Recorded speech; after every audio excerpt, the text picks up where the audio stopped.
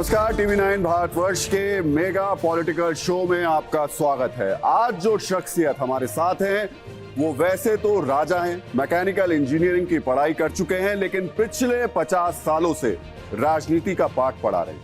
नर्मदा नदी की हजारों किलोमीटर की यात्रा कर चुके हैं, पर अब पार्टी को फिर से सत्ता के शीर्ष पर पहुंचाने की यात्रा कर रहे हैं। उनका हर बयान हेडलाइन है। वो राहुल गांधी के रणनीतिकार हैं, सोनिया गांधी के सलाहकार हैं, मल्लिकार्जुन खड़गे के सेनापति और कांग्रेस के थिंक टैंक हैं। तो स्वागत कीजिए राघोगढ़ के सियासत के राजा, कांग्रेस के मुकद्दर के सिकंदर, मध्य प्रदेश के पूर्व मुख्यमंत्री, राज्यसभा सांसद दिग्विजय सिंह उर्फ दिग्गी राजा। टीवी 9 भारतवर्ष के स्टूडियो में देश के 5 बड़े संपादकों और जनता के सवालों का जवाब देने के लिए आ रहे हैं।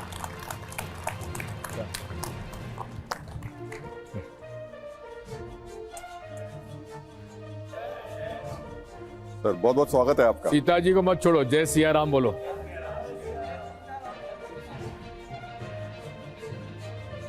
तो आपने बात जय सिया राम से की है, तो मुझे लगता है कि सवाल भी उसी से शुरू होने चाहिए। करिए। 22 तारीख को राम मंदिर की प्राण प्रतिष्ठा है। आप और आपकी पार्टी के बड़े नेता क्यों नहीं जा रहे? बात यह है कि आपने, मैं समझता हूं, ये प्रश्न किसी और राजनीतिक दल से बात नहीं की है।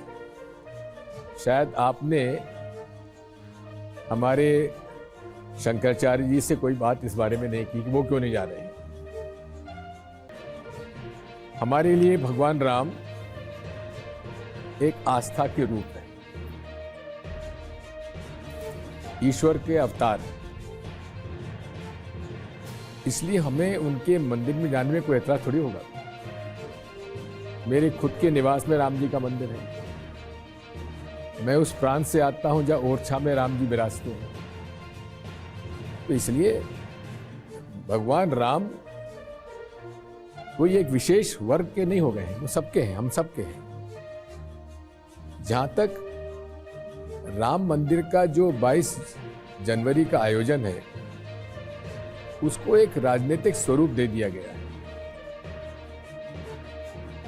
अब उसमें कई प्रश्न उपस्थित हुए हैं। जोशीमठ के शंकराचार्य जी कह रहे हैं कि पूरी ये जो प्रक्रिया है, प्राण प्रतिष्ठा की एक वैदिक परंपरा है, धर्मशास्त्र के अनुसार उसकी वैदिक परंपरा है। मंदिर निर्माण पूरा होने के बाद ही प्राण प्रतिष्ठा होनी चाहिए। अब दूसरा प्रश्न होता है कि ऐसी जल्दी क्या थी, पूरा करने देते। भगवान राम का जन्मदिन रामनवमी अप्रैल के आसपास आता है, तभी आप कर लेते। ये आनंद फानंद करने की आवश्यकता क्या थी? उसका केवल एक ही उत्तर है कि ये पूरा जो आयोजन है धार्मिक कम है, राजनीतिक ज्यादा है। और उसी लिए उन्होंने लोकसभा चुनाव के पहले उसे एक राजनीतिक मुद्दा बनाने का उन्होंने प्रयास किया है। इसलिए जहां वैदिक परंपरा और शास्त्र की बात आ जाती है, उसमें हम लोग, मैं खुद स्वर्गीय स्वरूपानंद जी महाराज शंकराचार्य जी का शिष्य रहा हूँ। आज से 40 साल पहले मैंने उनसे दीक्षा ली हुई है। और ये मेरे गुरु भाई हैं जो स्वामी मुक्तेश्वरानंद जी हैं। जब उन्होंने बड़े एक मौलिक प्रश्न उपस्थित कर दिए और उसके उत्तर में चंपत राय जी ने उसे बता दिया कि भाई ये तो रामानुजी संप्रदाय का है। तो भाई रामानुजी संप्रदाय का तो आप क्या कर रहे हैं? आप रामानुजी संप्रदाय के हैं क्या? दूसरा प्रश्न यह है कि वहां पर कई सदियों से निर्मोही अखाड़ा पूजा का काम देखता था, उन्हीं के माध्यम से सब होता था।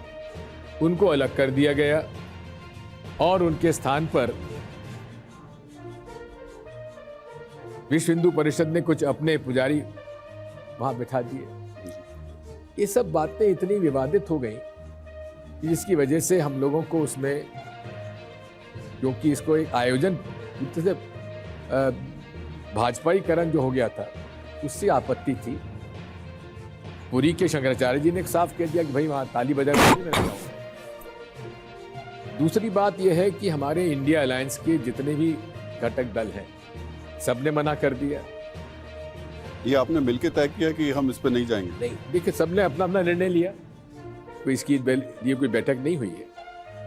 लेकिन शिवसेना जो कि बाबरी मस्जिद के गिराने में सबसे आगे रही, उद्धव ठाकरे जी ने मना कर दिया।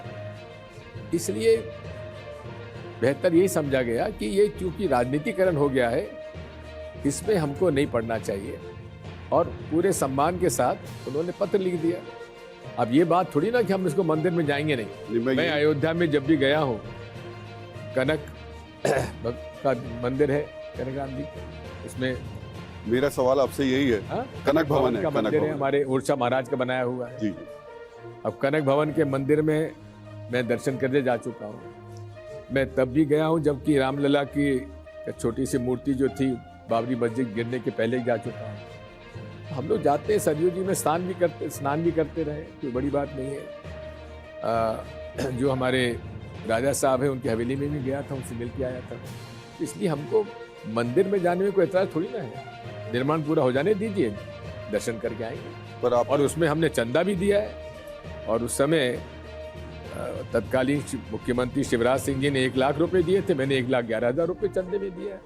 लेकिन हमें आपत्ति इस बात की है कि चंदा देने के बाद उस चंदे के रुपए का दुरुपयोग हुआ, जमीन खरीद में घोटाला हुआ। दिग्विजय जी, मैं आऊंगा आपके पास में। चंपत राय जी, मैं एक एक करके आऊंगा। घोटाला कर दिया, मैं इस पर भी आऊंगा। पर आज तक क्यों नहीं उत्तर दिया विश्व परिषद? मैं इस पर भी आऊंगा आपके पास में, लेकिन एक एक करके सवालों को लेके चलते हैं। आपने शंकराचार्य की बात की, 2 शंकराचार्य कह रहे हैं कि नहीं ये ठीक नहीं है सही तरीके से, लेकिन 2 शंकराचार्यों की तरफ से ये भी कहा गया कि नहीं ऐसी कोई बात नहीं है।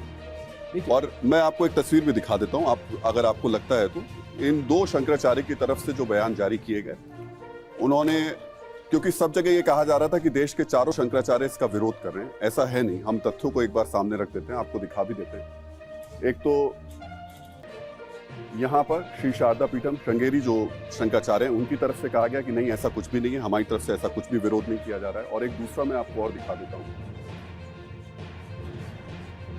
शारदा पीठम का, यहां से भी साफ तौर पर मना किया गया कि कोई किसी तरीके का विरोध नहीं है। 2 शंकराचार्य विरोध कर रहे हैं और 2 की तरफ से ऐसा नहीं था। देखिए बात यह है, जितना बता दूं आप, मैं आपको इसके इतिहास में थोड़ा लेना चाहता हूँ। नरसिम्हा राव जी बाबरी मस्जिद गिरने के बाद वहाँ आसपास की जो अविवादग्रस्त भूमि थी उसका अधिग्रहण सरकार ने किया, और अधिग्रहण करने के बाद रामालय ट्रस्ट, रामालय न्यास का गठन हुआ। नरसिम्हा राव जी चाहते थे कि इसका राजनीतिकरण नहीं होना चाहिए, और इसीलिए उन्होंने 4 शंकराचार्य जी और रामानुज संप्रदाय के रामनरेशाचार्य जी को उसमें रामालय न्यास में उनका सदस्य बनाया गया। मुझे भी उसमें इन्वॉल्व किया गया था, क्योंकि मेरा स्वामी स्वरूपानंद जी से अच्छे संबंध थे, मुझसे मुख्यमंत्री था मध्य प्रदेश में। तो नरसिम्हा राव जी ने कहा था, और रामनरेशाचार्य जी, क्योंकि मैं स्वयं, हम लोग वैष्णव संप्रदाय के हैं, रामानंद संप्रदाय के माने जाते हैं, क्योंकि मेरे निवास का राघवगढ़ नाम है राघव जी के नाम से, तो इसलिए मेरे उनके संबंध थे। तो उनको कहा था भाई आप भी इसमें शामिल होंगे, उनको सबको शामिल किया गया। और रामालय न्यास आज भी जीवित है, मतलब आज भी वो एट प्लेस है, रजिस्टर्ड बॉडी है, और उसी के थोड़ा निर्माण कराना चाहिए था। हमने मांग भी की थी प्रधानमंत्री जी से कि अलग से न्यास बनाने के बजाय आप रामालय न्यास से चालू भवन बनवाइए, मंदिर बनवाइए, क्योंकि वो पहले से सारे धर्माचार्यों का जो न्यास है उससे बनवाना उचित होगा। अलग से आपने ऐसे लोगों को उसमें रख दिया, कोई भाजपा का नेता है तो कोई विश्व हिंदू परिषद का नेता है। तो बीजेपी और वीएचपी आप कह रहे हैं ये दोनों मिलकर राम मंदिर पर सियासत कर रही है। वही वीएचपी जिसने चंदा इकट्ठा करके इस मंदिर को बनाया, तो आप मंदिर में नहीं जाएंगे? घोटाला भी किया। नहीं, अब देखिए बात सुन लीजिए, चंदा तो इकट्ठा करके वीएचपी नहीं बनाया ना, कार सेवकपुरम में ही सारी तैयारी हुई। आपको गलतफहमी इस बात की है कि चंदा केवल उन्होंने इकट्ठा किया, हमने वीएचपी को चंदा थोड़ी दिया है। हमने तो नेशनल ट्रस्ट को चंदा दिया है, हमने न्यास को चंदा दिया, कोई वीएचपी को चंदा नहीं दिया है। और वीएचपी का लोकस स्टैंडर्ड क्या है? ये तो नेशनल ट्रस्ट है, कोई वीएचपी का ट्रस्ट है ये? पर दिग्विजय जी, काम तो बीएचपी आगे बढ़ के कर रही है। बिल्कुल नहीं, वीएचपी कहाँ थी आंदोलन में? ये राम मंदिर न्यास मतलब विवाद, ये 1900 से चला हुआ है। विश्व हिंदू परिषद आया कब? जबकि भारतीय जनता पार्टी 1984-85 के चुनाव में 2 रह गए थे, तब से वीएचपी ने आंदोलन शुरू किया, नहीं तो उसके पहले वीएचपी थी कहां पर? 92 का आंदोलन किसका था जी? मैंने कहा ना आपको, 85 में चुनाव हारने के बाद भारतीय जनता पार्टी ने विश्व हिंदू परिषद को, क्योंकि एक ही है संगठन के, आरएसएस के सारे संगठन है ये, एक राजनीतिक एक धर्म के नाम पर लोगों को का समर्थन लेते हैं। तो आज ये विश्व हिंदू परिषद का कोई इसके अंदर, राम मंदिर के अंदर कोई योगदान नहीं। वो कोर्ट में केस कौन लड़ा? वीएचपी लड़ी। कोर्ट में केस हमारे मेरे गुरु, धर्म गुरु स्वामी स्वरूपानंद जी कोर्ट में केस लड़े। मुक्तेश्वरानंद जी ने बयान दिया था कोर्ट में, उन्होंने पैरवी की थी, उनके पैरवी के आधार पर फैसले हुए। तो विश्व हिंदू परिषद तो केवल चंदा उगाकर उसमें चंदे में भ्रष्टाचार करने के अलावा उन्होंने किया क्या है? तो आप ये कह रहे हैं कि आंदोलन कांग्रेस का था? मैं किसी का नहीं, आंदोलन जो था राम जी के भक्तों का था। पर कांग्रेस में इसको लेकर के इतना कंफ्यूजन क्यों है दिग्विजय? कोई कंफ्यूजन नहीं है, क्लैरिटी है। कहाँ क्लैरिटी है? आपके बड़े नेता चिट्ठी जारी करते हैं, सोनिया गांधी जी की तरफ से चिट्ठी जारी होती है, वो नहीं जा रहे हैं, लेकिन आप ही के पार्टी के कई नेता कहते हैं कि नहीं जाना चाहिए। बताइए। विक्रमादित्य हैं, वो कह रहे हैं कि मुझे तो आया, मैं तो जाऊंगा। अर्जुन मोढवाडिया ने ट्वीट करके बोला कि जाना चाहिए, उनको जाए ना। प्रमोद कृष्णन ने बाकायदा अयोध्या पहुंचकर ये बात कही। बात ये है, ऐसा है। मैं एक छोटी सी बाइट आपको सुनवा के फिर रिएक्शन लेता हूँ। सुन लीजिए पहले जी। पहली बात तो आप वकालत जो कर रहे हैं उसके लिए थोड़ा सा मुझे कहना था कि आपको वकालत करने की जरूरत नहीं है। मैं तो आपसे इतना कह रहा हूँ कि ये पूरा जो आंदोलन है ये विश्व हिंदू परिषद का नहीं रहा है। ये इतना मैं कहूँगा कि गोरखनाथ मठ का ये आंदोलन से संलग्न वो लोग रहे हैं, इसलिए मैं आदित्यनाथ तो इस बात को कह सकते हैं, लेकिन वीएचपी इस बात को नहीं कह सकते कि उनका आंदोलन था। मैं आपको एक बाइट सुनवा देता हूँ जो कि आप ही की परिवार की तरफ से आज ही आई है सुनने को लेकर के। तो कह रहे हैं कि लिखा कहा होगा लक्ष्मण सिंह जी, एक बार मैं सुनवा देता हूँ, फिर उस पर आपके पास रिएक्शन के लिए। इससे कौन सा आपको राजनीतिक लाभ होगा, नुकसान ही नुकसान होना है। तो मैं इससे सहमत नहीं हूँ, कभी कार्यकर्ता भी सहमत नहीं है, कोई नहीं सहमत है। तो मैं तो खूब जाऊँगा, 22 के बाद जाऊँगा और हर साल जाऊँगा। कांग्रेस की मती तो नहीं मारी गई है, कुछ लोग जो सलाह दे रहे हैं उनकी मती जरूर मारी गई है। दिग्विजय जी, ठीक है, मेरे भाई कोई पहली बार ऐसा बयान नहीं दे रहे हैं, और हमारे भाइयों बहनों में या क्या चर्चा में बात आती है उसका राजनीतिकरण मैं नहीं करना चाहता। ये उनका मत तो उन्होंने मत दे दिया। हम लोग पार्टी के आधार पर अपना मत नहीं बना रहे हैं। ये मेरा निजी मत है कि हम लोग भगवान राम के दर्शन और मंदिर जाने में हमें कोई ऐतराज नहीं है, हम तो जाना चाहते हैं, लेकिन आप निर्माण तो पूरा कर लीजिए। जल्दबाजी क्यों कर रहे हैं, इसमें राजनीति क्यों कर रहे हैं? हमें आपत्ति इस बात की है।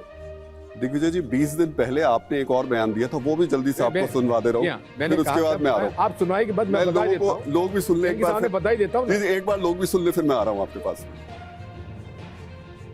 मुझे पूरा भरोसा है कि हम लोग इसको ये कोई किसी पार्टी का ट्रस्ट तो है नहीं, इसमें हमें जाने में क्या आपत्ति है। और सोनिया जी तो बहुत पॉजिटिव इस मामले में, निमंत्रण मिला है, या तो वो जाएंगी या डेलीगेशन हमारा जाएगा। आपको निमंत्रण मिला, आपने तो खुद चंदा भी दिया था इसको। देखिए, मुझे क्यों नहीं देंगे, मुझे नहीं देंगे वो, क्योंकि जो सच्चे भक्त हैं, चाहे मुरली मनोहर जोशी हो, चाहे अडवाणी जी हो, चाहे दिग्विजय सिंह हो, उनको निमंत्रण नहीं जाएगा। अब ये प्रश्न आपने क्या अडवाणी जी से पूछा, आप क्यों नहीं जा रहे हैं? नहीं, अभी तो आपसे मुरली मनोहर जोशी जी से आपने नहीं पूछा, वो क्यों नहीं जा रहे हैं? अभी तो आपसे पूछ रहे हैं कि आपने 20 दिन पहले ये बात कही और फिर अचानक ये। अचानक नहीं, मैंने क्या कहा था कि राष्ट्रीय ट्रस्ट है, लेकिन राष्ट्रीय ट्रस्ट को उन्होंने आयोजन पूरा वीएचपी, भाजपा और मोदी जी का बना दिया, हमको इसकी आपत्ति है। और दूसरा, मुझे इसकी जानकारी नहीं थी कि जिस मंदिर का निर्माण ही, मैं तो समझता था निर्माण पूरा हो गया होगा, इसलिए मैं कह रहा था अब निर्माण ही पूरा नहीं हुआ और जो धर्मशास्त्र के आधार पर विधि है किसी भी मंदिर के प्राण प्रतिष्ठा की, उसकी विधि के बारे में जब मुझे जानकारी मिली, हमारे धर्म गुरु ने बताया, हमारे गुरु भाई ने बताया कि उचित नहीं है, तो हमने कहा ठीक है, बिल्कुल नहीं जाना चाहिए। जब निर्माण पूरा हो जाएगा दर्शन करने जाएंगे। लेकिन दो बड़ी इंपॉर्टेंट चीजें हैं। जब ये ताला खुला तब आपकी सरकार थी, जब बाबरी मस्जिद गिरी तब आपकी सरकार थी। उसके बावजूद भी उस वक्त भी कंफ्यूजन की स्थिति बहुत रही और अभी भी कंफ्यूजन की स्थिति। मैं जो कंफ्यूजन शब्द का इस्तेमाल कर रहा हूँ सिर्फ इस वजह से कर रहा हूँ, उस समय मूर्ति रखने को लेकर के भी कंफ्यूजन हुआ था कि मूर्ति रखी जानी चाहिए या नहीं रखी जानी चाहिए। इसको लेकर भी कांग्रेस में विरोध था या मतभेद थे या दो गुट थे, दो धड़े थे। और आज भी हमें ये देखने को मिल रहा है, कुछ लोग कह रहे हैं कि राम मंदिर जाना चाहिए, कुछ लोग कह रहे हैं कि नहीं जाना चाहिए। बिल्कुल कंफ्यूजन नहीं है। आप इसका इतिहास देख लीजिए, ये मूर्ति कैसे रखी गई उसका एक अपना अलग इतिहास है। आंदोलन तो उसके पहले से चल रहा है, 19वीं सदी का चला हो रहा है। और ये आंदोलन किसी, तब तो आरएसएस का जन्म भी नहीं हुआ था, वीएचपी का जन्म नहीं हुआ था, भाजपा का जन्म तो सवाल ही नहीं उठता उस समय का। तो उस समय से वहाँ के इस बारे में विवाद चलता रहा है, नंबर एक।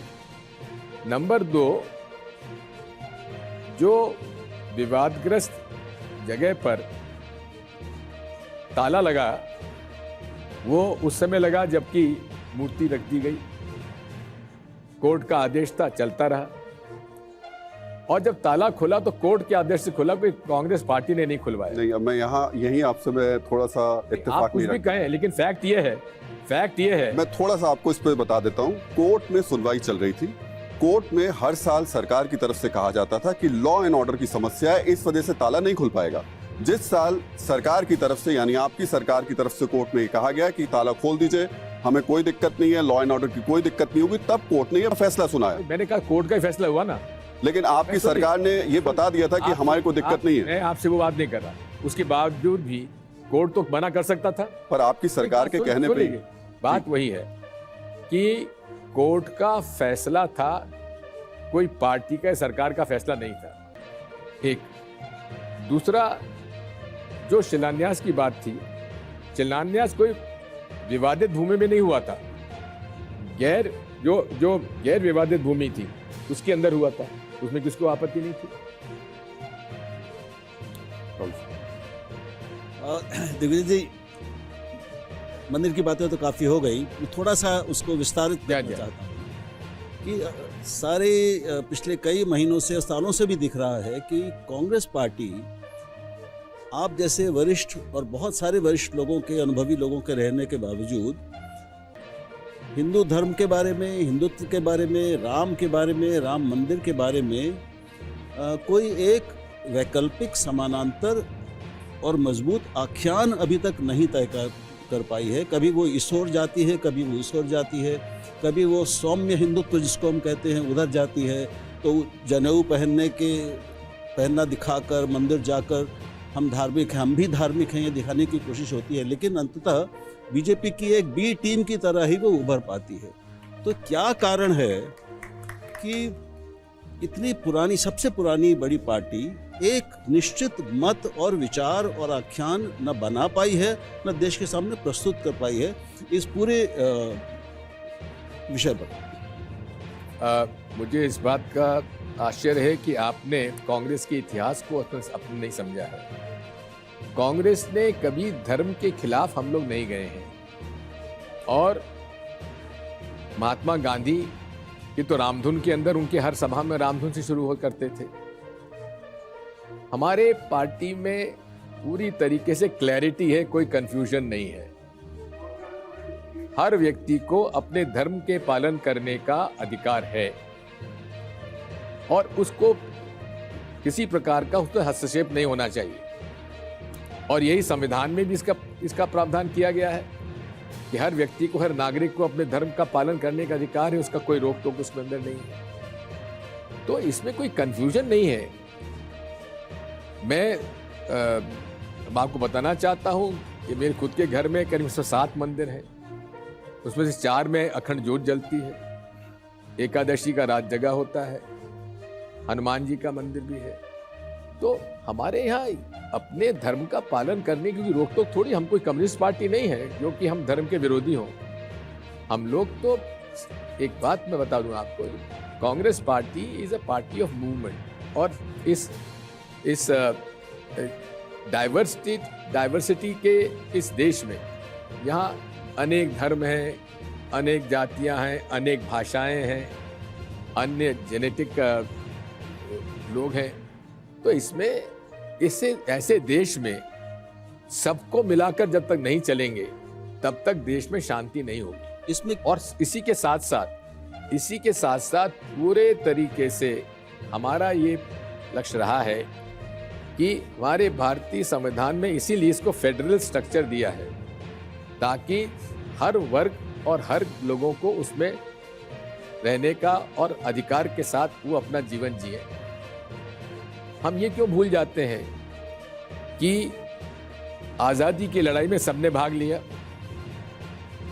एक तरफ शहीद भगत सिंह ने फांसी का फंदा चूमा, तो अशफाकुल्लाह ने भी चूमा। तो इसलिए ये किस देश जो है सबका है, और इसमें धर्म का जो है, धर्म का कोई हमारी जो हमारा देश जो है, कोई एक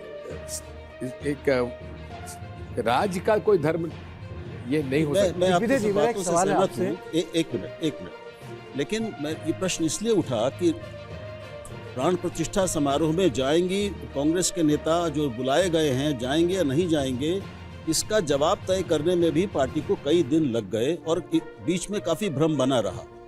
तो इससे जाहिर है कि पार्टी पहले से इसके लिए तैयार नहीं थी, विचार नहीं किया गया था और कोई एक फैसला नहीं हो पाया था, इतने दिन लग गए उसमें। देखिए, इनिशियली हमें कोई आपत्ति नहीं थी, लेकिन जिस प्रकार से इसको भारतीय जनता पार्टी ने अपना एक प्रोग्राम बना लिया, जिस तरह से विश्व हिंदू परिषद ने इसको अपना प्रोग्राम बना लिया, तो उस पर हमको आपत्ति थी। दिग्विजय जी, सवाल यही उठ रहा है ना कि लोग कह रहे हैं कि कांग्रेस ने ताला खुलवाया, नरसिम्हा राव के वक्त में बाबरी मस्जिद गिरी, आपके वक्त में 36 घंटे कल्याण सिंह की सरकार गिरने के बाद 36 घंटे तक अस्थायी निर्माण होता रहा, तब जबकि उस समय राष्ट्रपति शासन लगा दिया गया था। वो कांग्रेस आज इतनी कंफ्यूजन की स्थिति में कंफ्यूजन नहीं, मैं आपसे फिर कह रहा हूँ, आप क्यों पैरवी कर रहे हैं। मैं आपसे इतना ही कह रहा हूँ, कंफ्यूजन कतई नहीं था, क्लैरिटी ऑफ थॉट था, और क्लैरिटी के आधार पर हमने निर्णय लिया है और सोच विचार के लिया है। वीर जी, मैं आपसे पूछना चाह रहा था कि सोमनाथ मंदिर का जो रिपेयर का काम था आज़ादी के बाद, वो कांग्रेस के नेताओं ने कराया था। बिल्कुल। उस पे पंडित जी, सरदार पटेल के मतभेद चिट्ठियां भी लिखी गई थी, वो कैबिनेट में भी मामले बात आई थी। आपने एक चीज अभी बोली कि कांग्रेस पार्टी धर्म के खिलाफ नहीं है, तो मैं आपसे पूछता हूं, अगर आप कांग्रेस पार्टी के बिहाफ पे कहते हैं धर्म के खिलाफ नहीं है, तो ये परसेप्शन क्यों है और ये कैसे बना कि आप एंटी हिंदू हैं? और कार्तिकेय ने सोमनाथ का जिक्र कर दिया, तो आज बीजेपी ने कहा है, मैं एक लाइन बस जोड़ देता हूँ, बीजेपी ने आज कहा है कि कांग्रेस वो पार्टी है जिसमें गांधी जी की पार्टी नहीं है, नेहरू जी की पार्टी है, जो सोमनाथ नहीं गए। आप देख लीजिए, बात यह है, सोमनाथ का मंदिर कोई विश्व हिंदू परिषद ने नहीं बनाया था, सोमनाथ का मंदिर कोई शासन के पैसे से नहीं बना था, चंदे के पैसे से बना था। पंडित जी को आपत्ति किस बात की थी? आपत्ति इस बात की थी कि सरकार का पैसा 5 लाख रुपए सरकार के खजाने से उसके आयोजन में क्यों खर्च किया जाए, उनको आपत्ति इस बात की थी। एक दूसरी बात, उनको इस बात की आपत्ति थी कि सोमनाथ ट्रस्ट के जो अध्यक्ष थे तत्कालीन जाम साहब, मेरे नाम था उनका भी, दिग्विजय सिंह, वो उस समय राज्यपाल भी थे, वहाँ के राज प्रमुख थे। तो पंडित जी की आपत्ति इस बात की थी, वो कोई धर्म के खिलाफ थोड़ी न थे, पंडित जी खुद धार्मिक व्यक्ति थे। हर्षवर्धन जी। दिग्विजय सिंह जी, मुझे लगता है कि सवाल थोड़ा दूसरा होना चाहिए। मुझे तो लगता है कि कांग्रेस अब भ्रम की अवस्था से निकल गई। अब मैं ऐसा क्यों कह रहा हूँ? नहीं, भ्रम भ्रम पहले था ना। मैं सवाल पूरा कर लूं। आपने कहा कि नेहरू जी कह रहे थे कि भाई सरकारी खजाने से क्यों लगे, चंदे से बने।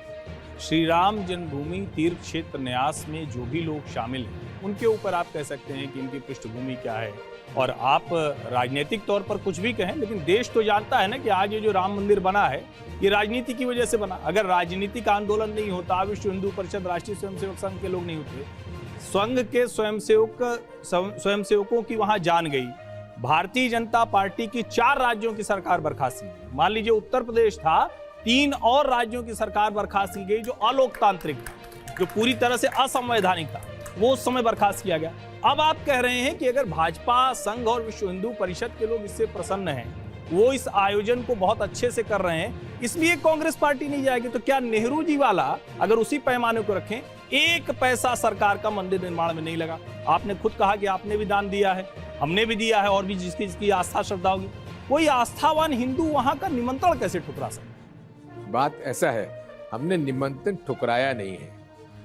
हमने ये कहा है कि आपका निमंत्रण भेजा, बहुत बहुत धन्यवाद, लेकिन चूंकि आपने इसका राजनीतिकरण कर दिया है इसलिए हमें आपत्ति है। हम दर्शन करने जाएंगे, दर्शन में हमने कहाँ मना किया है, लेकिन ये कहना कि इस आयोजन में आप शामिल हो जाइए, जिस आयोजन में आप रोड शो हो रहा है नरेंद्र मोदी जी का, विश्व हिंदू परिषद के लोग वहाँ बैठकर हमारे सैकड़ों वर्ष सदियों की जो व्यवस्था है उसको वो तोड़ रहे हैं। निर्मोही अखाड़ा को क्यों अलग कर दिया? रामानंदी संप्रदाय के लोगों को ये क्यों नहीं सौंप रहे? विश्व हिंदू परिषद का वहाँ क्या लेने देना? विश्व हिंदू परिषद का क्या उसमें आंदोलन में उनका योगदान था? शिवसेना का योगदान नहीं था क्या? दूसरे राम भक्तों का योगदान नहीं था क्या? नहीं विजय जी, यही थोड़ा सा एक राहुल जी, एक सप्लीमेंट्री क्वेश्चन, यही आप जब कहते हैं तो आपको शिवसेना का योगदान याद आ रहा है, विश्व हिंदू परिषद का योगदान आप कह रहे नहीं है, जिसने राम मंदिर पे उन्हीं का अकेला नहीं था, और मैं उसके आगे कह रहा हूं, उन्हीं का अकेला नहीं था, और उनका भी कब चालू हुआ, राजनीतिक रूप से कब चालू हुआ? जब भारतीय जनता पार्टी के केवल 2 सांसद चुन के आए, उसके बाद से उनका आंदोलन चालू हुआ है। नहीं, ठीक है, आप ये कह सकते हैं, लेकिन जो आंदोलन चला, उस आंदोलन के बाद कितनी बार भारतीय जनता पार्टी की सरकारें आई गई, लेकिन वो उस पर अड़े रहे, उन्होंने उस आंदोलन, और मैं उसके आगे की बात कर रहा हूं, उन्होंने जब सभी पार्टियों को, सभी लोगों को, सोनिया जी को, खड़गे जी को और दूसरे नेताओं को भी उसका आमंत्रण दिया, उसके बाद ये आप आरोप लगा रहे हैं कि नहीं हम नहीं जाएंगे क्योंकि वो राजनीतिकरण कर रहे हैं। तो राजनीतिकरण आप कर रहे हैं या वो कर रहे हैं? आप ये प्रश्न आप क्या उद्धव ठाकरे से पूछ रहे हैं क्या? मिलेंगे तो उनसे भी पूछेंगे। आप सोनिया जी से मिल लिए क्या? नहीं, आप आज हैं ना कांग्रेस के प्रतिनिधि, मुझे निमंत्रण नहीं है। आप खड़गे जी से मिल लिए क्या? क्या वजीरेंद्र चौधरी से मिल लिए क्या? क्या आप अखिलेश यादव से मिल लिए क्या? क्या आप नीतीश कुमार जी से मिल लिए क्या? कौन से राजनीतिक दल से आपने बात कर ली जो केवल आप कांग्रेस को दोष दे रहे हैं? दिग्विजय जी, यही सवाल बनता है। एक मिनट, मतलब हर्षवर्धन जी, मैं एक मिनट, हर्षवर्धन जी, अब मैं एक बार आपके पास आऊंगा कि रोड शो का मुताली बजाने जाएंगे जैसा वहाँ पे कह रहे हैं। जी, जिन लोगों के नाम आपने लिए, तो क्या अब हम ये मान के चलें कि क्या आप इस वजह से राम मंदिर नहीं जा रहे क्योंकि राजनीतिकरण हो रहा है, या फिर कहीं ये गठबंधन की मजबूरी तो नहीं? आप जिन लोगों के साथ अभी मौजूद हैं उनमें से एक व्यक्ति हैं स्टालिन, उदयनिधि स्टालिन। सनातन धर्म को लेकर, सनातन हिंदुओं को लेकर उन्होंने क्या कहा था, मैं एक बार सुनवाता हूँ, फिर आपके पास आता हूँ, एक बार सुन लेते हैं। மலேரியா, கொரோனா இதையெல்லாம் நம்ம எதிர்க்க கூடாது, ஒழித்து கட்ட வேண்டும். அப்படிதான் இந்த சனாதனம் என்பதை எதிர்ப்பதை விட ஒழிப்பதே நாம் செய்ய வேண்டிய முதல் காரியமாகும். எனவே இந்த மாநாட்டிற்கு மிக பொருத்தமான தலைப்பு வைத்திருக்கிறீர்கள், அதற்கு என்னுடைய பாராட்டுகள். சனாதனம்னா என்ன? சனாதனம் அப்படிங்கிற பெயரே சமஸ்கிருதத்தில் வந்ததுதான். சனாதனம் சமத்துவத்திற்கும் சமூக நீதிக்கும் எதிரானது. சனாதனம்னா வேற ஒன்றும் கிடையாது. சனாதனங்கிறதுக்கு அர்த்தம் என்ன? நிலையானது. तो स्टालिन का कहना है कि सनातन को जड़ से खत्म कर देना चाहिए। स्टालिन का बेटा है, स्टालिन नहीं है, उदयनिधि स्टालिन। पहली बात तो आप भी अपने फैक्ट से जरा साफ हो जाइए, ये स्टालिन का बेटा था। उदयनिधि स्टालिन, सुन लीजिए, सनातन धर्म की परिभाषा शायद वो समझते नहीं है, बच्चे हैं। क्या मेरा कहना ये, सनातन धर्म वो है जिसका की व्याख्या स्वामी विवेकानंद जी ने की है। सनातन धर्म वो है जो सब धर्मों का सम्मान करता है। सनातन धर्म वो है जो विश्व को अपना कुटुंब मानता है और परिवार मानता है। जहाँ वैमनस्यता शब्द नहीं है, वहाँ प्रेम, सद्भाव, सत्य, अहिंसा है।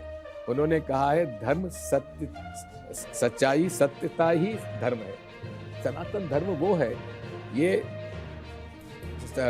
जो स्टालिन साहब के जो सुपुत्र हैं उनको शायद इसकी जानकारी नहीं है। लेकिन इसके अंदर बाद में जो दलितों के खिलाफ छुआछूत और मनुस्मृति से जो ये बात से आई है, जो वर्ग को अलग कर दिया गया, पैदाइश से उसको शूद्र बना दिया गया या ब्राह्मण बना दिया, क्षत्रिय बना, वैश्य बना दिया, ये हमारे सनातन धर्म के परंपरा के अनुसार नहीं रहा है, ये बाद में आया है।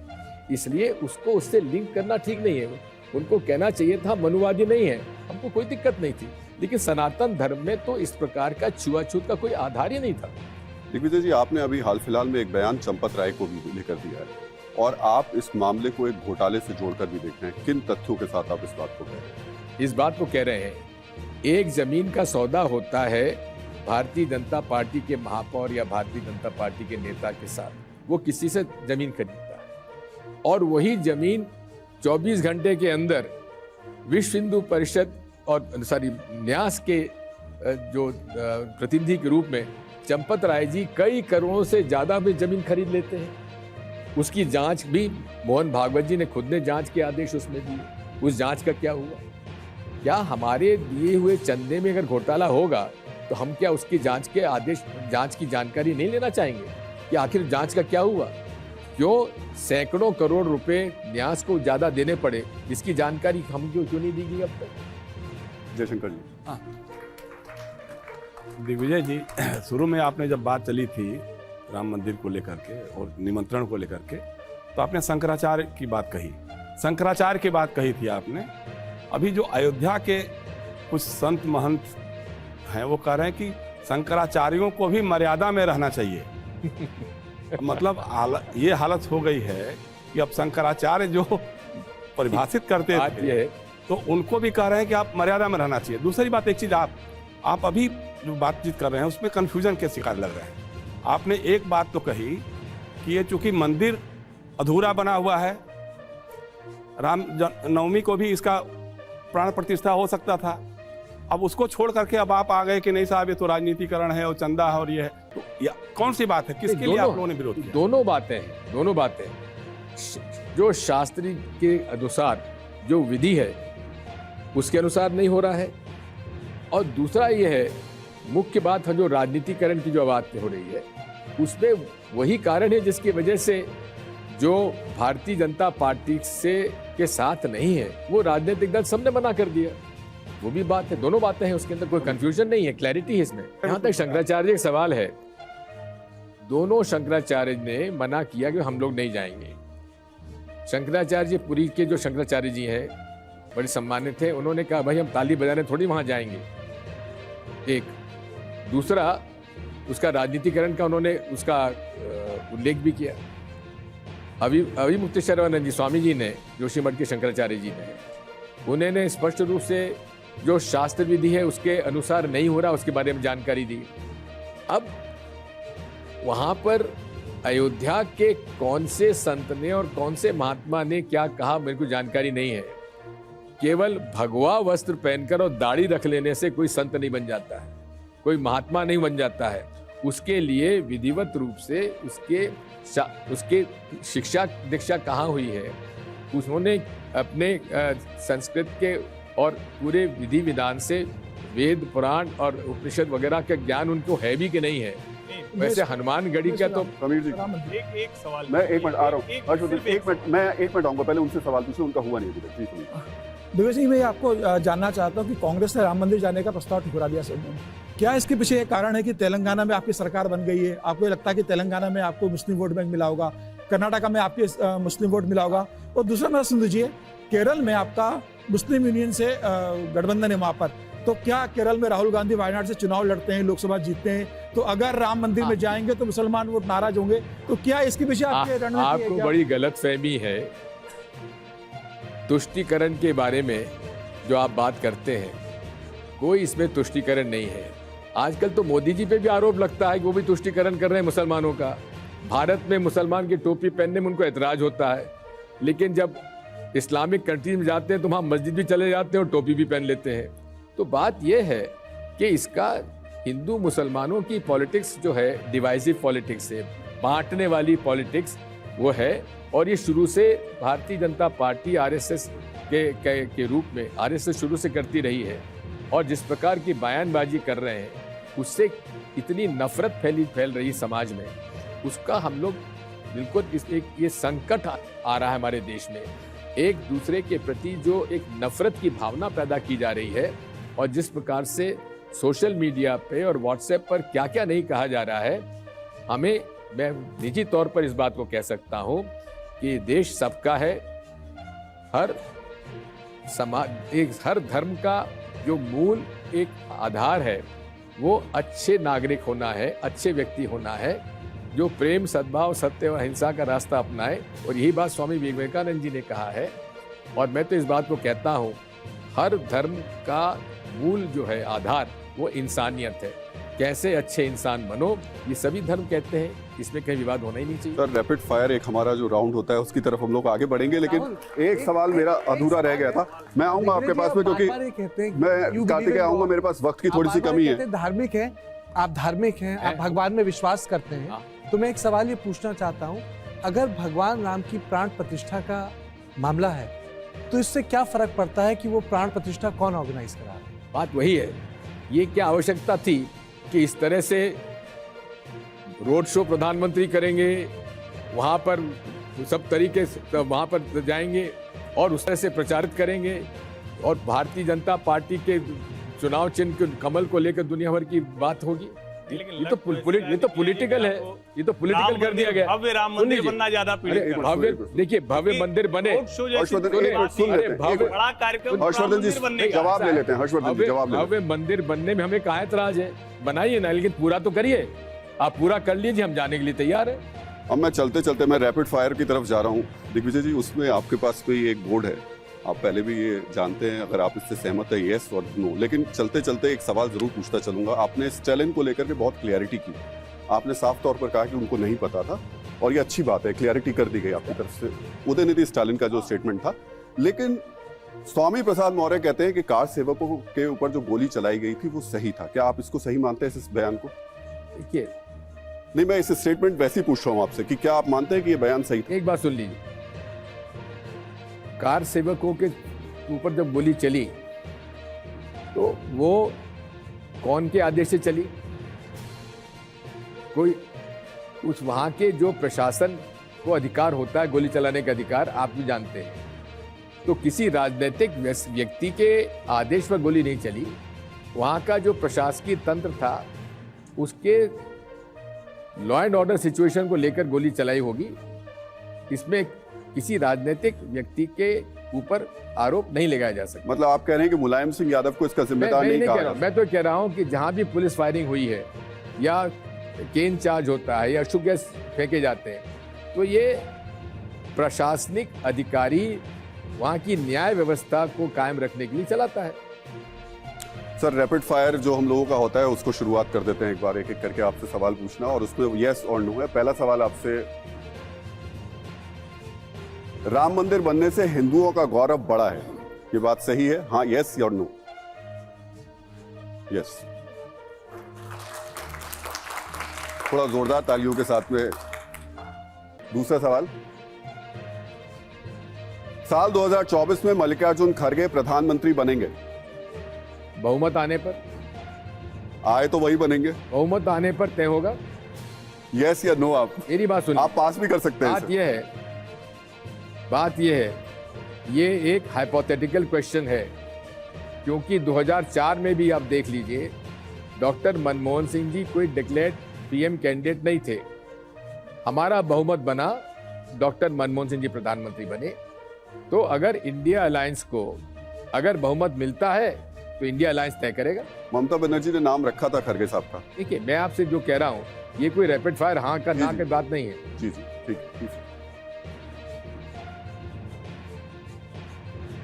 बाबा बागेश्वर से आप अपनी पर्ची निकलवाना चाहते हैं?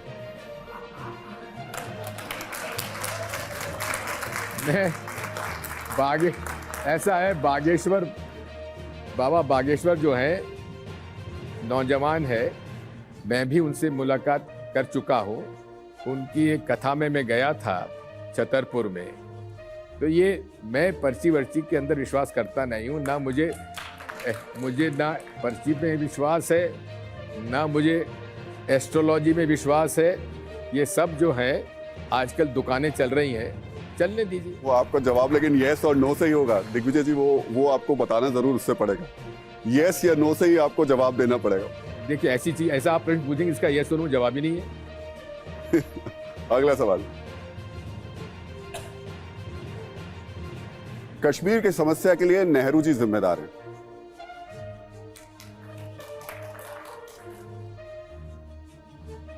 अगला सवाल,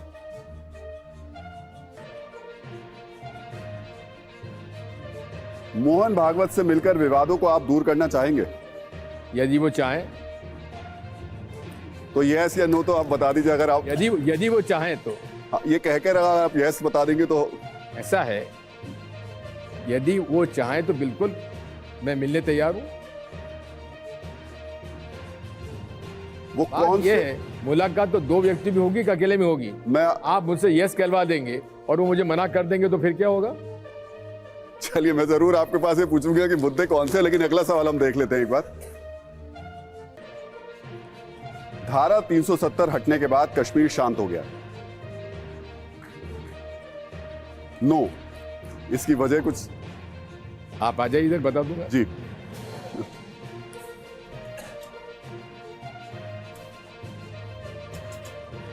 आपने धारा 370 को स्टडी किया है? जी। धारा 370 लगभग समाप्त हो चुकी थी। 90% से ज्यादा अधिकार जो 370 में थे वो धीरे धीरे समाप्त हो गए थे। धारा 370 जो था वो उस समय इसलिए लगाया गया था, पर एक उदाहरण मैं आपको दे देता हूँ।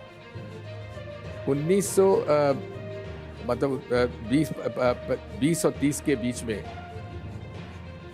वहाँ के कश्मीरी पंडितों ने निवेदन किया तत्कालीन महाराजा को कि कश्मीर के लोगों को ही कश्मीर के अंदर नौकरी मिलना चाहिए। ये उसका एक अंग था जो आज तक कायम रहा। अब वो जब हट गया तो कश्मीर के लोगों को भी आपत्ति हो रही है। वहां नए नए ठेकेदार पहुंच गए और ठेकेदार भी सब गुजरात के वहां पहुंच रहे हैं। वहां के कश्मीर के लोगों को भी परेशानी हो रही है कि भाई हमारी तो ना नौकरी हमको मिल रही और ना हमारे पास ठेकेदारी जो हमको ठेका ले लेते, हमारा व्यवसाय भी बंद हो गया। तो इसलिए धारा 370 को एक बहुत ही गलत तरीके से प्रस्तुत किया गया और उसके तो धीरे धीरे पूरे जो उसमें प्रोविजंस थे वो सब समाप्त से हो गए थे। 90% उसका जो है भारतीय संविधान में सम्मिलित हो चुका था। तो दिग्विजय जी, अब वैसा आतंकवाद, वैसी आतंकवादी घटनाएं रोज तो हो रही है। पहले तो नहीं दिख रही थी, पत्थरबाजी नहीं होती। आप शायद दिखाते नहीं सड़कों पे पत्थरबाजी नहीं होती। या आप टीवी 9 पे शायद आप घटनाएं नहीं दिखाते होंगे। रोज तो वहाँ आतंकवादी घटनाएं हो रही हैं, कब नहीं हुई है? एक बार इस पर गृह मंत्री अमित शाह ने लोकसभा में क्या बोला था, एक बार वो सुन लेते हैं। वो मुझे मालूम है क्या कहा था उन्होंने। देखिए स्टैटिस्टिक्स हैं, एक बार लोगों को सुनवा ले, फिर आपसे रिएक्शन ले लेते। सुनवा दी। मैं दिग्विजय सिंह को बहुत अच्छे तरीके से जानता हूँ। जब भी वो हंसकर बोलते हैं तब बहुत समाज के अंदर डिस्टर्बेंस होता है। बड़ा रिकॉर्ड है उनका, मैं रिकॉर्ड को जानता हूँ। आज भी हंसकर बोले, मैंने बोला क्या निहितार्थ है। फिर मैंने ध्यान से उनकी चीज को याद कर सोचा तो मुझे मालूम पड़ा कि इन्होंने कहा कि भाई किसी का छीनकर तो नहीं लगो। ये गुर्जर और बकरवाल को लड़ाना चाहते हैं, गुर्जर और बकरवाल को लड़ाना चाहते हैं। अगर कश्मीर वैली और जम्मू कश्मीर आज भारत के साथ है, उसका श्रेय अगर किसी को जाता है तो पंडित जवाहरलाल नेहरू को जाता, शेख अब्दुल्ला को जाता। रिकॉर्ड पर है, कश्मीर में दिग्विजय जी ने सरदार पटेल का नाम नहीं लिया। एक नाम लिया शेख अब्दुल्ला का, दूसरा नाम दिया जवाहरलाल नेहरू का। जूनागढ़ में क्या जवाहरलाल नेहरू गए थे? हैदराबाद में जवाहरलाल नेहरू गए थे, लक्षद्वीप में जवाहरलाल नेहरू गए थे, जोधपुर में जवाहरलाल नेहरू गए थे।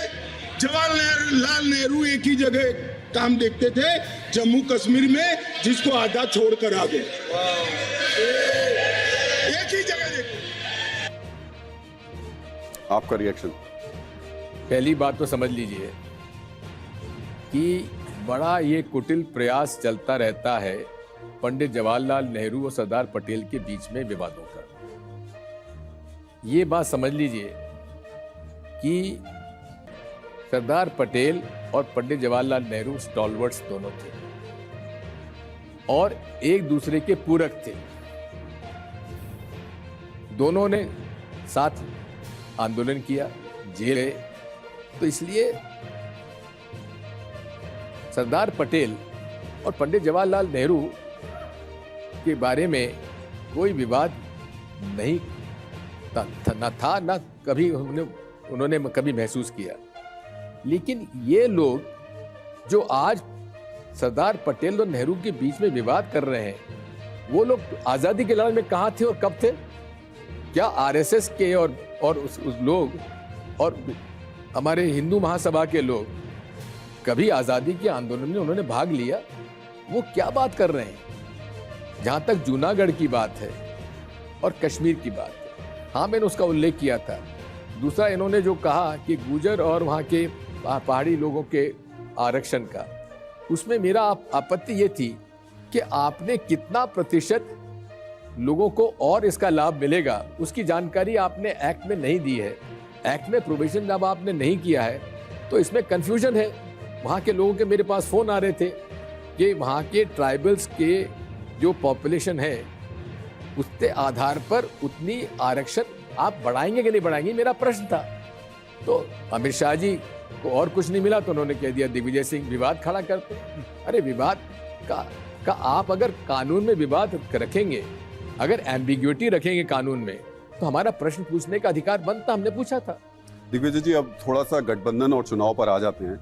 इंडिया गठबंधन के बाद में आ रहा हूं आपके पास में। इंडिया गठबंधन के बाद में पहले चुनाव हुए 5 राज्यों में और उसमें से 3 राज्यों में कांग्रेस को हार का सामना करना पड़ा। मध्य प्रदेश, जिसके लिए आप भी कह रहे थे, कांग्रेस कह रही थी, बीजेपी के कई नेता दबी जुबान में कह रहे थे कि ये हमारे हाथ से निकल गया, उसके बावजूद वो आपके पास नहीं आ पाया।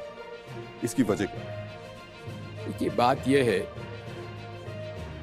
मैं 2003 से ईवीएम के खिलाफ हूं, क्योंकि बटन दबाओ पता नहीं पड़ता कि वोट कहां गया। ये बात मैं शुरू से कहता रहा हूं कि मैं ईवीएम के पक्ष में नहीं रहा हूं। मैं नतीजों में बात छोड़ दीजिए, कौन जीता कौन हारा मैं इस झगड़े में नहीं पड़ना चाहता।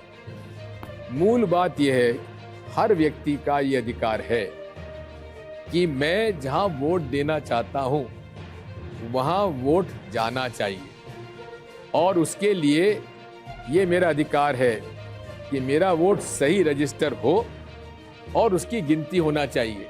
ये मेरा मौलिक अधिकार, कॉन्स्टिट्यूशनल राइट है, संवैधानिक राइट है और पीपल्स रिप्रेजेंटेशन एक्ट में भी मेरा ये राइट है। आज पूरे विश्व में केवल 5 देश ऐसे हैं जहां ईवीएम की मशीन से वोट किए जा रहे हैं।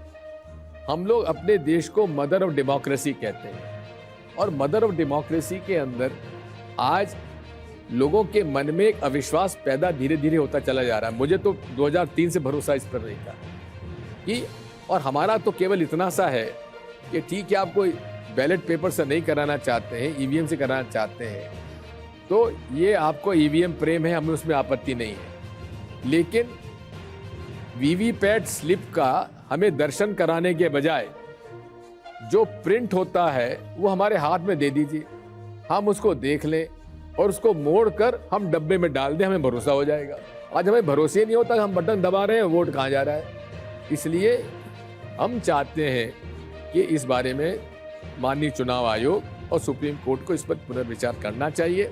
अब इलेक्शन कमीशन का भी नजरिया आप देख लीजिए, हम लोग उनसे समय, मिलने का समय मांग रहे हैं, मिलने का समय नहीं देते हैं। और एक बात समझ लीजिए, विश्व में कोई मशीन ऐसी नहीं है जिसमें चिप लगा हो जो कि हैक ना हो सके। सब लोग इस बात को जिसमें सॉफ्टवेयर डला है वो आपकी का आदेश नहीं मानेगा, वो सॉफ्टवेयर का आदेश मानेगा।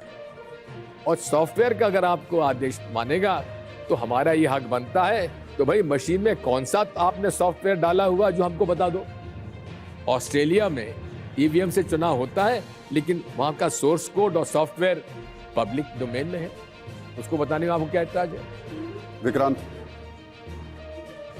जी, एक बड़ा सवाल ये है कि जिस तरीके से राहुल गांधी भारत जोड़ो यात्रा के बाद भारत जोड़ो न्याय यात्रा कर रहे हैं, आपकी पिछली यात्रा में बड़ी भूमिका रही, लेकिन जो आपके सहयोगी दल है इंडिया गठबंधन के, उनका ये कहना था कि ये जो वक्त है, ये चुनावी वक्त है, चुनावी साल है, 2024 की लड़ाई है, 2 चुनाव आप लोग हार चुके हैं लगातार।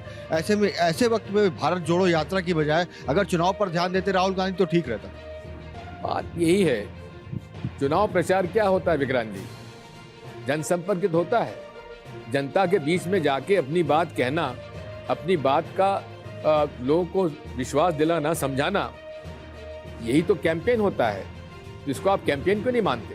पार्टी कह रही है कि राजनीतिक यात्रा नहीं है और आप कह रहे हैं कि कैंपेन है। ये बात यह है, राजनीतिक यात्रा, इसको चुनाव से संबंधित चुनाव यात्रा मत समझिए।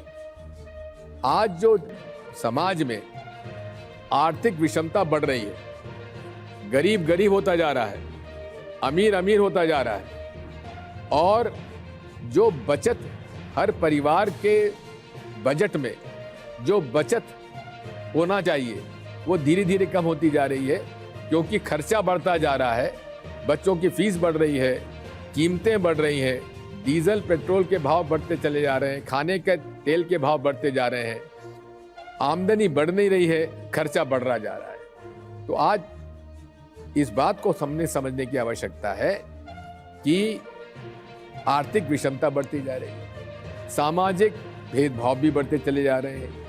रोज हिंदू मुसलमान, हिंदू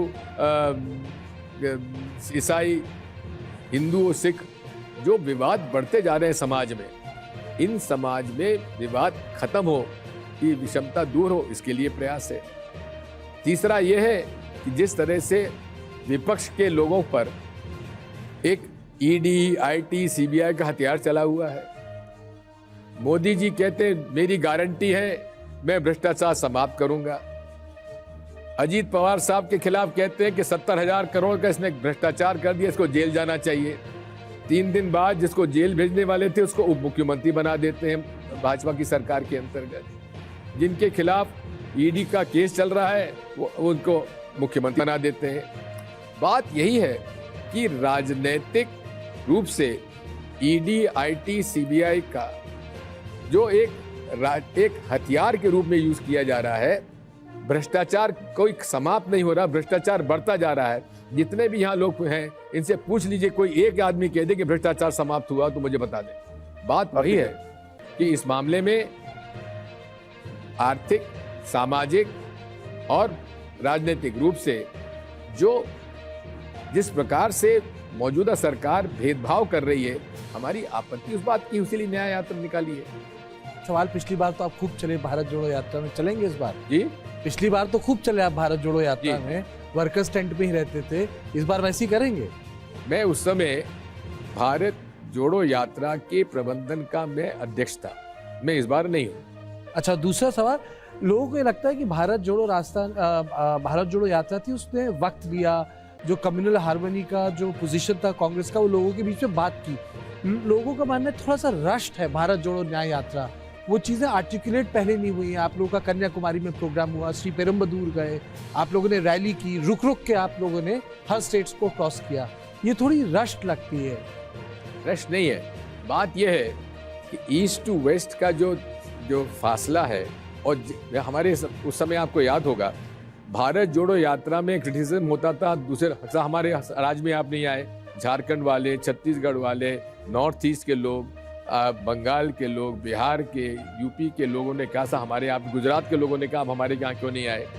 तो ईस्ट टू वेस्ट यात्रा जो है, उन राज्यों को हमने शामिल किया है जिन राज्यों में हम लोग नहीं जा पाए थे, और उसमें ये भी था, अब एक व्यक्ति को आपने 4000 किलोमीटर पैदल चलवा दिया, अब कहिए 6.5 हजार किलोमीटर और पैदल चलिए, तो अब उसको हाइब्रिड यात्रा रखी है, बस में जाएंगे लेकिन शहरों के अंदर वो पैदल चलेंगे। राहुल जी, कुल मिलाकर जो अब लड़ाई बनने वाली है 2024 में, उसमें 2 सेनाएं बिल्कुल आमने सामने हैं।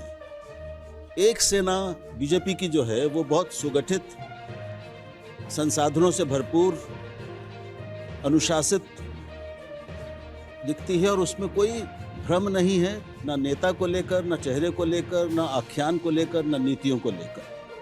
तो संगठन, संसाधन, नेतृत्व और आख्यान, ये चारों उसके पास, पूरे चारों जो हथियार हैं वो, इसमें कोई भ्रम नहीं है किसी को। आपके जो गठबंधन है, इंडिया गठबंधन, इसमें चारों में ही भ्रम है और प्रश्न चिन्ह है।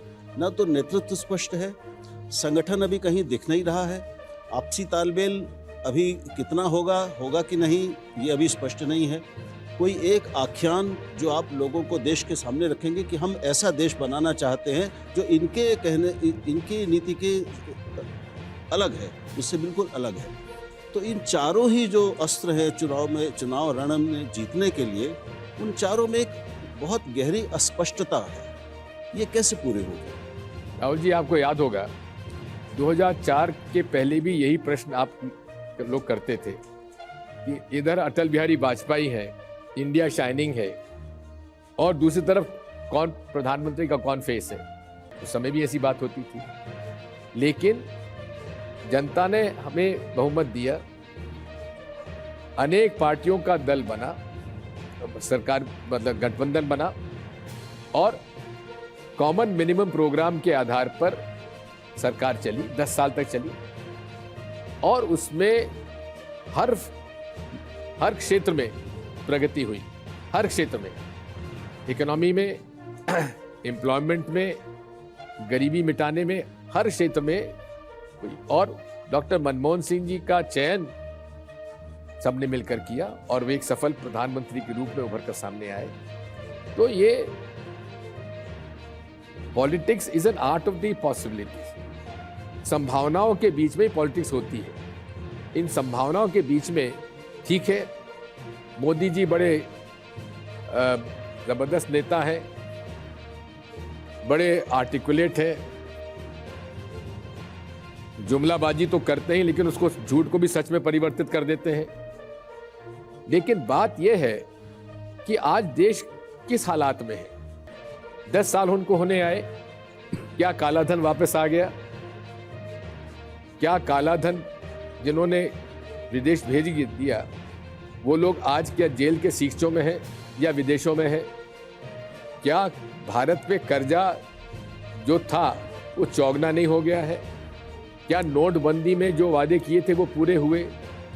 क्या हमारे आसपास के देशों के साथ हमारे क्या संबंध हैं? चीन हमारे पर जमीन पे कब्जा कर रखा है। प्रधानमंत्री कहते हैं कि ना कोई आया है ना कोई धरती पे है, जबकि रक्षा मंत्री कहते हैं चीन हमारे जमीन पे आ गया। मेरा प्रश्न कुछ और, भी मैं आपसे वही कह रहा हूँ।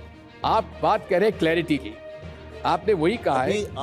आपकी आपसी पार्टियां अपने अपने प्रदेशों में अब भी लड़ रही हैं, कल तक लड़ रही थी, और आज जो बयान छपे हैं वो भी बंगाल को अगर आप ले लीजिए। राहुल जी, बात मैं आपकी बात पे मैं एक लाइन जोड़ दे रहा हूँ, ये नेशनल इश्यूज पर हमारी कॉमनलिटी है।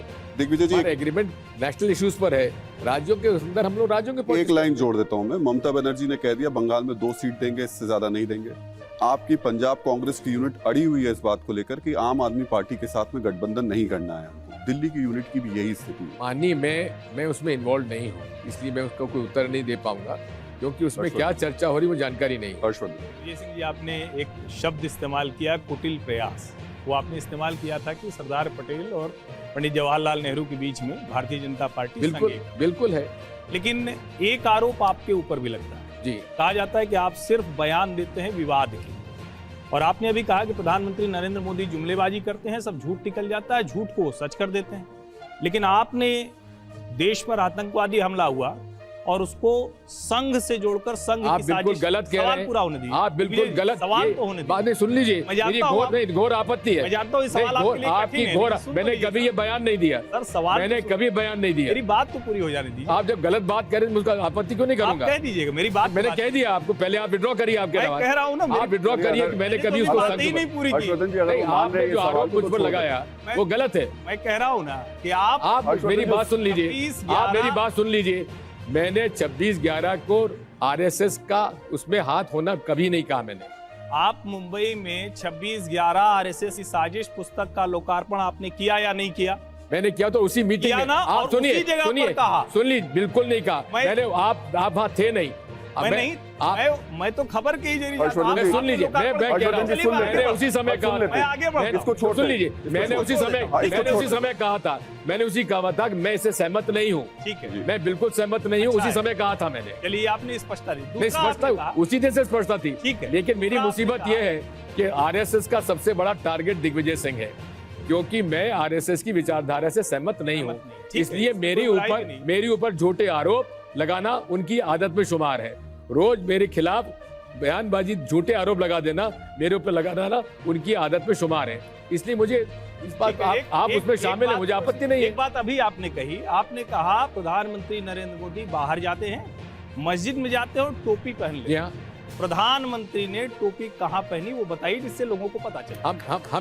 हम आप ये, क्योंकि ये भी एक ऐसा है ना जो संदेह पैदा करने जैसा, ईवीएम जैसा। हम आपको चित्र दिखा देंगे। नहीं, अभी बता दीजिए ना। मेरे पास चित्र आपने पहले बताया होता। प्रधानमंत्री अगर आपने गंभीर आरोप लगा, अगर आपने पहले बताया होता मैं दिखा देता। आपने कहा ना, हमने थोड़ी नहीं कहा, आपने कहा कि अगर मेरे पास टोपी पहनी बाहर। अगर आप ये प्रश्न पूछने वाले हैं तो मैं अपनी जेब में लेके आता। मैं तो आपके से प्रश्न ले रहा हूँ, तो आप ऐसा नहीं बोलना चाहिए जिसका आपके पास तर्क नहीं, तथ्य नहीं। अगला सवाल प्रधानमंत्री पर ऐसे आरोप नहीं लगाना।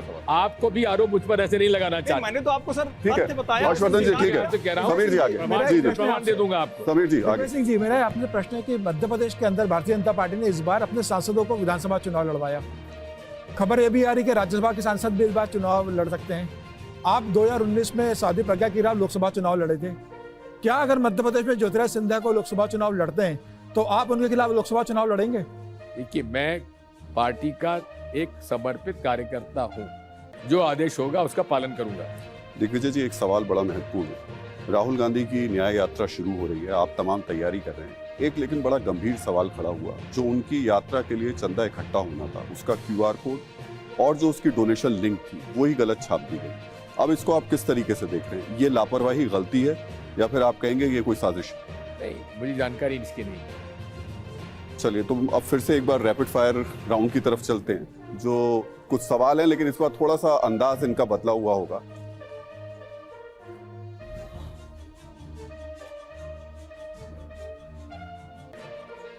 दो तस्वीरें आपके सामने हैं। बंटवारे के बाद देश को एकजुट करने वाला नायक कौन है, नेहरू या पटेल? दोनों। अगला सवाल, पार्टी को बेहतर तरीके से संभालने वाला कांग्रेस अध्यक्ष कौन है, सोनिया गांधी या मल्लिकार्जुन खड़गे? सोनिया गांधी जी रही हैं और अब ये है। बेहतर कौन है जी? बेहतर कौन है? ऐसा है, सोनिया गांधी जी वहाँ पे लगभग 1996 से लेकर रही हैं, तो उनका कार्यकाल 20 साल से ज्यादा का रहा है। इनका तो 1 साल का भी है। तो इन्हें मैं समझता हूँ खड़गे जी भी बहुत ही वरिष्ठ राजनेता है और उनका संघर्षशील जीवन रहा है, इसलिए उनके अनुभव और संघर्षशील जीवन पे उनके जो है उसमें हमें पूरा भरोसा है। वे दृढ़ता से, अच्छे ढंग से हमारी अध्यक्षता करेंगे और उनके आने के बाद हमें सफलता भी, कुछ कई राज्यों में चुनाव हम लोग जीते हैं। अगला सवाल, कांग्रेस के भविष्य का नेता कौन है, राहुल गांधी या प्रियंका गांधी? बात समझ लीजिए, राहुल गांधी यहाँ के अध्यक्ष भी हमारे AICC के रह चुके हैं। प्रियंका जी भी अभी उसके बाद, उनके बाद चुनाव में इसमें राजनीति में आई हैं, तो इसमें भविष्य का नेता कौन हो सकता है? दोनों हो सकते हैं। नेक्स्ट,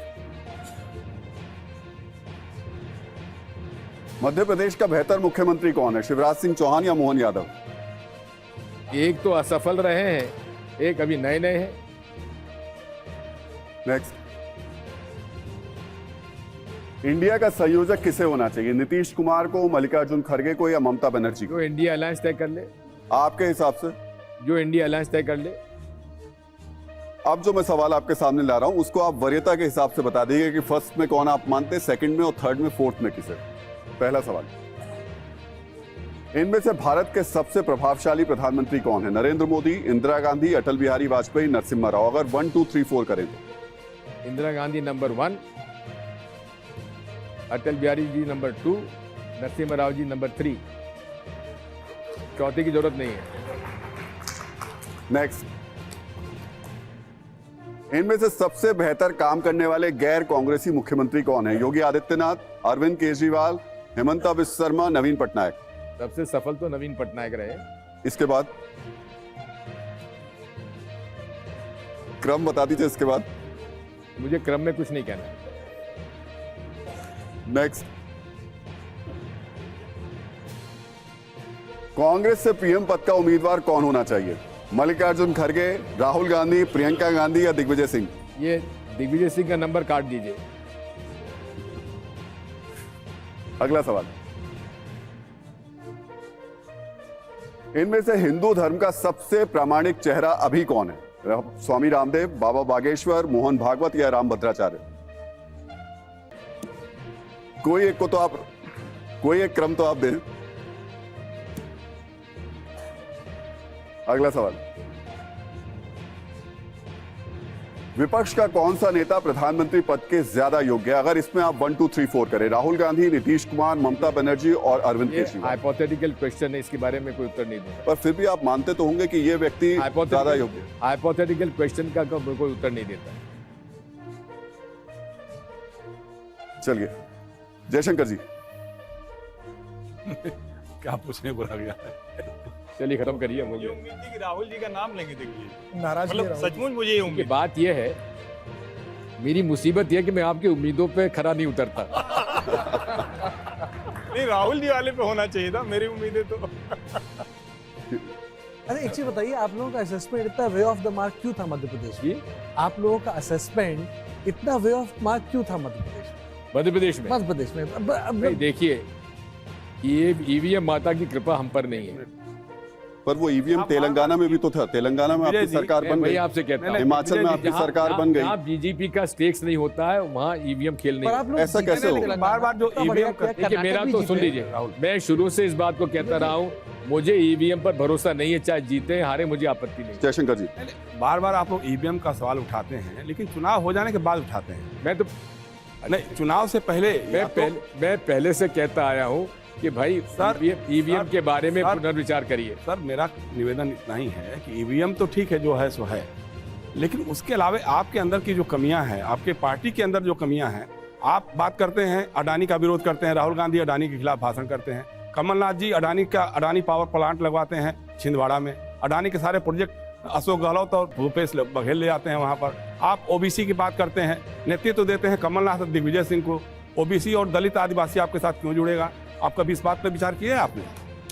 आप पहली बात सुन लीजिए, जहां तक अडानी का ठेके देने की बात है, ये सारा कॉम्पिटिटिव बिडिंग से होता है, और कॉम्पिटिटिव बिडिंग में कोई अगर आता है तो हमको किसी को, ये बात तो नरेंद्र मोदी भी कर सकते हैं, भाजपा सरकार भी कर सकती है। आप सुन लीजिए, जो कॉम्पिटिटिव बिडिंग के आधार पे होता है, अडानी जी का जहां तक सवाल है, जहां प्रधानमंत्री लॉबिंग करेंगे उनके लिए विदेशों में जाकर, तो कांग्रेस पार्टी के किसी नेता ने विदेशों में जाकर किसी एक कॉरपोरेट ग्रुप की लॉबिंग नहीं करी है, जिस तरह से मोदी जी ने अडानी जी के लिए की है। नंबर 1। नंबर 2, आप ये क्यों भूल जाते हैं, Siddaramaiah ji OBC, Bhupesh Baghel OBC, Ashok Gehlot OBC. तो बात मध्य प्रदेश की हो रही है जी, बात हम मध्य प्रदेश की कर रहे हैं, जहां तक मध्य प्रदेश सवाल है, में भी आप लोगों ने मध्य प्रदेश का सवाल है, जहां तक मध्य प्रदेश सवाल है, हमारा प्रदेश कांग्रेस का अध्यक्ष अभी ओबीसी, विपक्ष का नेता आदिवासी। जब मुख्यमंत्री बनने की बात आती है तो दिग्विजय सिंह कमलनाथ होते हैं। दिग्विजय सिंह रेस में थे ही नहीं, इस बार नहीं, उसके पहले भी जब सुभाष यादव थे तब मुख्यमंत्री आप बने थे, और सुभाष यादव नहीं बने थे। देखिए, यमुना देवी नहीं बनी थी उस समय वोटिंग से हुआ था और मत गिरे थे, और मतों के आधार पर, मुझे बहुमत के आधार पर श्यामाचरण शुक्ला जी मेरे खिलाफ थे, और श्यामाचरण जी को ज्यादा मुझे वोट मिले थे, इसलिए मैं मुख्यमंत्री बना था। लेकिन बनते ही मैंने सुभाष यादव जी को मेरा उप मुख्यमंत्री बनाया, और उसके बाद जमुना देवी जी को नेक्स्ट राउंड में मैंने बनाया। दिग्विजय जी, अब चलते चलते वक्त प्यारेलाल कंवर जी को बनाया। वक्त समाप्त हो रहा है, लेकिन चलते चलते आखिरी सवाल आपसे यही है कि इस चुनाव में, 2024 के चुनाव में, क्या राम मंदिर सबसे बड़ा मुद्दा आपको दिखाई दे रहा है, और क्या जातिगत जनगणना जैसे मुद्दे आप जो लाने की कोशिश कर रहे हैं वो उसकी काट हो पाएगी? इस देश में 2024 के चुनाव के मुद्दे हैं बेरोजगारी, महंगाई, जिस प्रकार से आर्थिक जो खाई बढ़ती चली जा रही है लोगों में, अमीर गरीब की, जिस तरह से कर्जा बढ़ता जा रहा है देश पर, जिस तरह से काले धन की बढ़ोतरी होती चली जा रही है, बात इन मुद्दों पर होना चाहिए। जहां तक राम जी के मंदिर का है, राम जी का मंदिर जो है वो कोई चुनावी मुद्दा होना ही नहीं चाहिए। बस छोटा सा सवाल जल्दी। दिग्विजय जी, मेरा छोटा कहना सा सवाल, 3 दिसंबर छोटा को आपने तो कहा था ना महाराज दिग्विजय कि आप न खाऊंगा ना खाने दूंगा। नहीं भाई मैं आ रहा हूं आपके पास में। जी जी। ना खाऊंगा ना खाने दूंगा, खूब खाओ और उसके बाद भाजपा में आ जाओ। सर पूछिए। दिग्विजय 3 दिसंबर, दिग्विजय सिंह जी, दिग्विजय 3 दिसंबर को मध्य प्रदेश का परिणाम आता है। चुनाव में हारने के बाद भी कमलनाथ इस्तीफा नहीं देते हैं। बाद में पार्टी उन्हें जीतू पटवारी को अध्यक्ष बना देती है। मेरा यह कहना है कि अब जीतू पटवारी युवा प्रदेश अध्यक्ष बन गए, तो अब यह क्या माना जाए कि मध्य प्रदेश की राजनीति में कमलनाथ और दिग्विजय सिंह का युग खत्म हो रहा है? अब युवा नेतृत्व मध्य प्रदेश को देखेगा? वो नहीं चाहिए, ये तो प्रकृति का नियम है। मैं 38 साल की उम्र में प्रदेश कांग्रेस का अध्यक्ष बन गया था, 46 साल के अंदर मैं मुख्यमंत्री बन गया था। तो ये तो है ही, अच्छी बात है, नई पीढ़ी को आना चाहिए। और उस समय राजीव गांधी जी ने हम लोगों के जनरेशन में कई लोगों को जो सबसे सफल हुए, राजशेखर रेड्डी हमारे साथ थे, अहमद पटेल हमारे साथ थे, ऑस्कर फर्नांडिस हमारे साथ थे, अशोक गहलोत हमारे साथ थे, भूपेंद्र सिंह हुड्डा हमारे साथ थे। ये 30 साल तक हम लोगों ने कांग्रेस पार्टी के अंदर आगे आने का। दिग्विजय जी बहुत बहुत शुक्रिया, बहुत बहुत धन्यवाद TV9 के इस कार्यक्रम में आने के लिए।